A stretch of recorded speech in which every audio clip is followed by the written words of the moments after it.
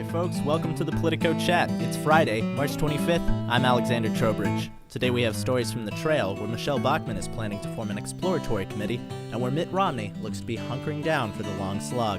New York Times Magazine is out with the top 10 most influential people on Twitter, and I did not make the list. For more on these stories, we're joined by Politico's chief White House correspondent, Mike Allen. Mike, thanks for coming on. Well, thanks for having me, and go ahead and give your Twitter handle. At Alex Tro. We'll see if there we can start go. building followers. Okay. Well, let's start with the Trail, where we have Michelle Bachmann. She, I guess, announced to Jonathan Karl that she was getting in for the conversation.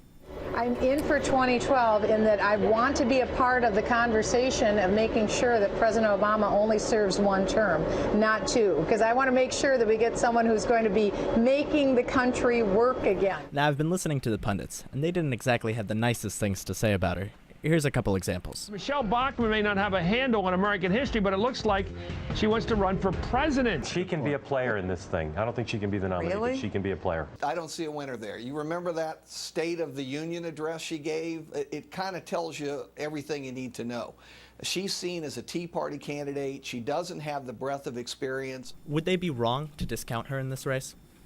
Yes, and Politico's Jonathan Martin did a good piece talking about why she matters. And a big reason that Representative Michelle Bachmann, a Republican in Minnesota, matters is that she'll be popular in Iowa. As Jonathan Karl from ABC was traveling around with her, he found a lot of the key Tea Party leaders were with her.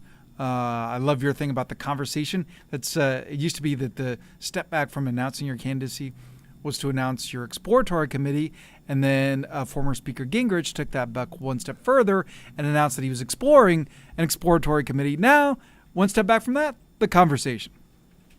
And you mentioned Iowa, and you mentioned how popular she is in Iowa. Jonathan, in his article, points out that she is good friends with Representative Stephen King in Iowa, who holds a lot of sway there.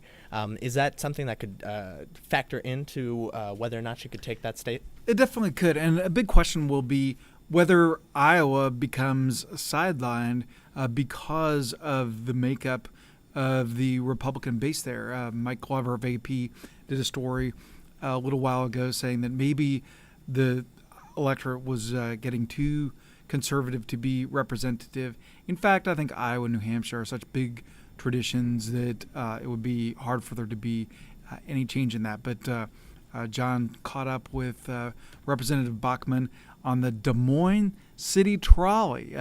He does his subway series, which is usually in the Capitol, but the fact that he caught up with Representative Michelle Bachmann of Minnesota in Des Moines during Constituent Work Week gives you a sense of where her mind is. Now, on, I guess, what you would call the other side of the Republican spectrum, we're also looking at Mitt Romney today. And Jonathan Martin points out that he's not going to take the pathway of previous Republican winners of the nomination, where it's kind of a quick hit, you win, then you get it. He's looking more like Democrats in 2008. Yeah, he's using the Obama strategy, which seemed to work out pretty well for the president. You know, John points out in this article that that the Romney team is trying to lower expectations for Iowa. He'll probably win in New Hampshire, but that's in his backyard, so he'll get a win there.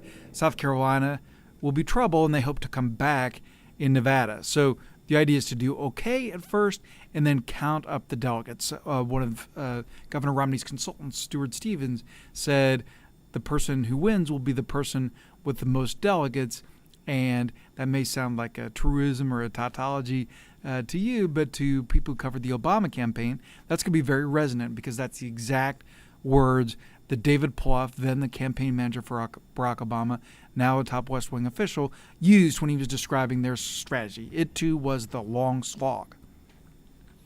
Now, Mikey, it's Friday, and it's you have a fun little bit in Playbook today about how New York Times Magazine has their list of the top 10 most influential people on Twitter. Not necessarily the people with the most followers, it's the most influential.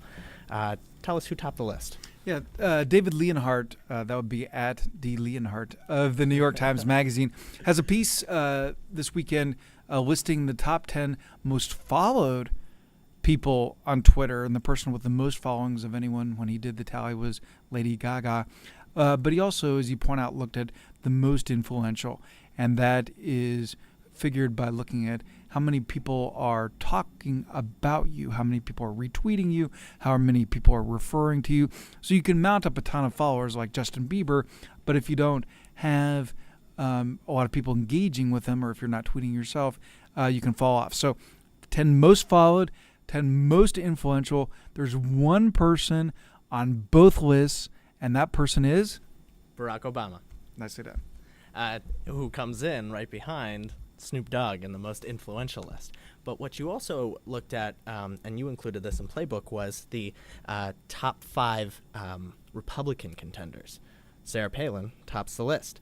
Now, is this just kind of a fun thing, or is that something in this new media universe that will factor in? No, that's a good question, and I think it definitely will. That online engagement, social media engagement can really help a candidate, especially in the early days when they're trying to build their following, when they're trying to get people excited about their candidacy. So President Obama, of course, raised a ton of money online, and he got his campaign going in part with text messages. That when Oprah Winfrey did events for him in a couple stadiums in Iowa and South Carolina, I believe, it was free to come in, but what you paid was you gave your text address or your email address. So this too can pay off, and you were kind enough to write down the top 5 Republican contenders. You mentioned Sarah Palin, Mike Huckabee, Jim DeMint, Donald Trump, and Newt Gingrich. How's that for a duet? So, as I mentioned, it is Friday, which means it's also time for our clip of the week, Mikey. Earlier this week, Jimmy Fallon was on his show with his guest, Brian Williams, and he actually took a shot at Obama. Let me play the clip for you. President Obama is playing soccer in Rio with kids, and Hillary Clinton seems to be weirdly stepping up, almost like she's being very presidential. I feel like, isn't it weird? Might be a bit unfair. Well, this was a trip that, to have canceled this, It costs so much money. Yeah, right. So he, Yeah, he can't get a refund? Well, come on. Doing his brackets on ESPN, I'm like, wow, who's advising this I think man? we've seen a little political tude coming out tonight. This is interesting. Come on, a little change. What do you think, Mike? I think it's good, good chat, a good clip there, a good clip of the week, and I think the people in the days ahead are going to look at how President Obama re-engages on explaining Libya to people. It caused an amazing ruckus both in other countries and elsewhere if he had canceled the trip, but they had to weigh how exactly does he come out, explain Libya to people. So Politico has a story today saying that he's unlikely to do a big Oval Office address because he wants to draw a distinction between what's happening in Iraq and the big wars, Iraq and Afghanistan. So if you want to know the latest political news, just go to Jimmy Fallon and you'll get a political commentary, and Brian Williams is funny. So there you go. Hey, Mike, thanks for coming on. Happy weekend. See you, dog.